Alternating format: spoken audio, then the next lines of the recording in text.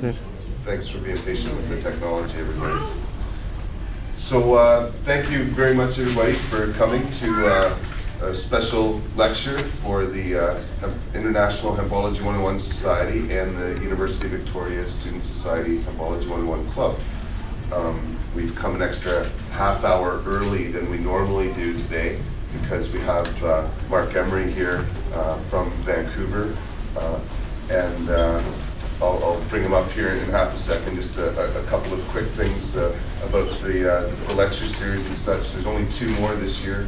They normally start at 3:30 till 4, and then the club here at the university continues until the end of April to have 4:20s.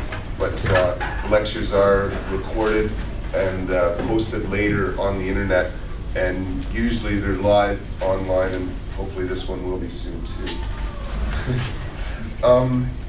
So today's lecture is certainly normally one of the more important of the 22 that we have each semester, but I guess even more so in this particular case because Marc's life literally hangs in the balance of politics at this point. And in a way, I don't feel I need to give him much of an introduction. Many know his story, and if you don't, then you're going to hear an incredibly passionate man's story today, as well as his commentary on the politics of the day. But before I bring him up, I not only have to thank Marc, but I'm glad to finally be able to repay him. Marc, in his endeavors with the seed company, gave thousands of dollars. I have no idea how much. I don't know if he ever totaled it up, really. Maybe his accountant did. But certainly a few years ago, I was going through my own trials and tribulations with the police, which is now thankfully long behind me. And Marc gave me $2,000 at the time. And I'm proud to say that I'm able to give him his last $900 back today. I'd like to say on behalf of not just myself, not just the members of the Cannabis Buyers Club and Hempology, but really everybody that you've contributed to, whether they can pay you back or not. Thank you very much, Marc. You're welcome. Thank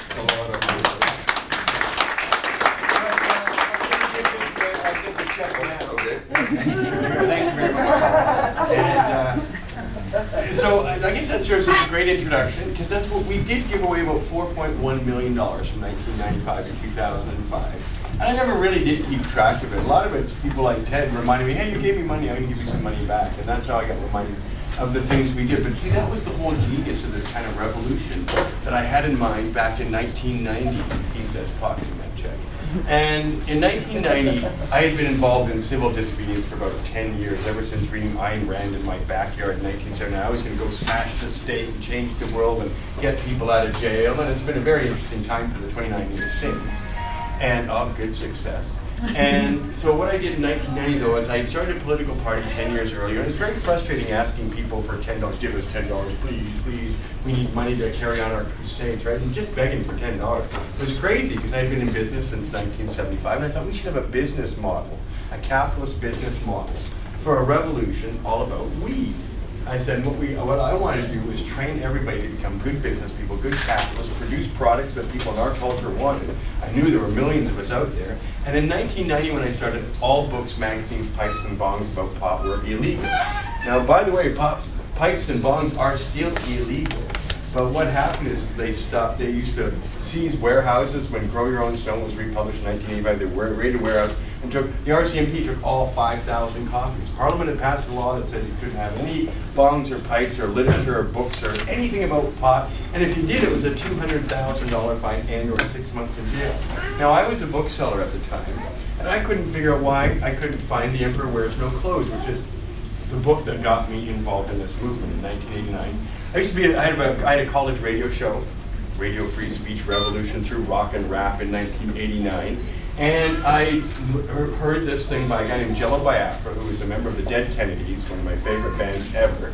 And Jello Biafra had this segment called Grow More Pot. And he himself actually doesn't smoke pot, but he was basically saying, hey, this is a big conspiracy going on, that marijuana and the marijuana culture has been suppressed for decades. The Declaration of Independence was written on marijuana, and George Washington, and of course I to this day try to remind my American audiences when I'm speaking on radio, because they're trying to extradite me. They call me the #1 drug trafficking kingpin in all of Canada. They're bigger than triads and all the Chinese gangs, and bigger than everybody. That's me. And they even say this on the job, CNN, right? They're actually saying I'm responsible for 1.1 million pounds of weed, which is worth about $3 billion, of which I would be very proud to say, if it's true, I'm glad it happened.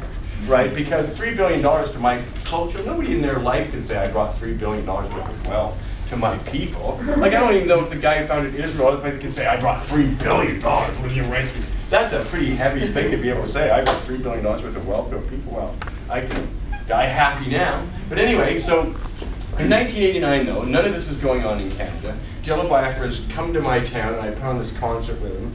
And he's charging me $4,000, and I just saw enough to get in there. And it goes on about this emperor wears no clothes.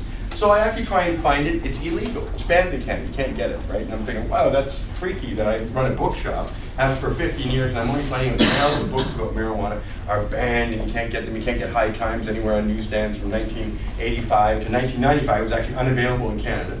So eventually what happens is I start selling these books, Grow Guides, Emperor Wears No Clothes. I cannot get charged for the life of me. Because basically they're saying, well listen, if we charge you, you will probably overturn the law, because the law on the face of it's outrageous that true information could be banned. And not just with remember, the fine for having pot is $2,000. The fine for telling the truth about pot was $200,000. And that to me was the first really important lesson I learned from the state, is that they value your telling of the truth much more highly and dangerously than actually possessing the drug itself.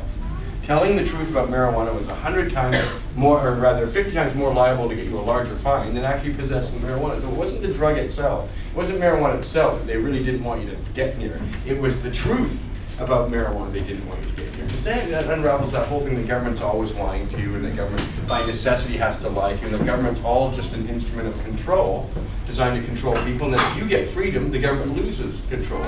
And if the government gets control, you lose freedom. So it's a paradigm where you exist in a world wherever government gains, you lose. Wherever you win, somebody must have just won a court battle or something, because I've never seen governments voluntarily repeal their control. It's never happened as far as I know. If you can think of an example, let me know. But everything from abortion to drug rights is all won by going to court, breaking the law, just violating the law and its premise, and hoping that society's gonna back you, and that you can see social change coming from that rebellion. So that was my idea. I was tired of begging for money in the early days in 1989. I tried political parties, so I thought, no, we need a capitalist model where we can start these engines of economic activity in any community where there's enough stoners and potheads to support a store, or support an infrastructure, or support a compassion club. Then we should be funneling our money to those people who would then use it to funnel it back out into the community and create an infrastructure. So the first thing I think we need is we needed a role model for the revolution: earn lots of money. Earn lots of money, then redistribute the money. And that was the whole idea. And then from there, we do what I thought, gay liberation. I grew up in that period of the 70s, and I thought that was very effectively done. What did they do? They got clubs. They got media. They got magazines and newspapers that they owned and that were all about them, right? And then they proceeded to have clubs, and then they had meetings, and then they had street parades, and then they started getting people elected, etc. And I thought, that's an excellent model to go with, right? Economic activity, grouping together, funneling your money through the community and back out into political powers. So what happens, people would send me millions of dollars for all these seeds. In fact, they would send me $15 million over a space of 10 years. And after I paid all the seed people and everything else, there was like $4,100,000 we gave away. And the idea was there is we gave it to Marijuana Policy Project, a lot to them, like for ballot initiatives in Washington, D.C. in 1990, 15,000 there, Arizona in 2000, Alaska in 2000, 2002, 2004. We paid for the Cannabis, the Supreme Court challenge that David Mullen and Chris Clay went to the Supreme Court in 2003 here in Canada. We paid for that. So we were paying for all these fabulous things, class action suits against the U.S. federal government. Even a drug addiction clinic I ran in Vancouver, it cost $250,000 over its 2-year life, was an enormously rewarding and successful experiment using an African plant extract called ibogaine or iboga and giving it to addicts, and it totally stops their drug craving and drug withdrawal right away.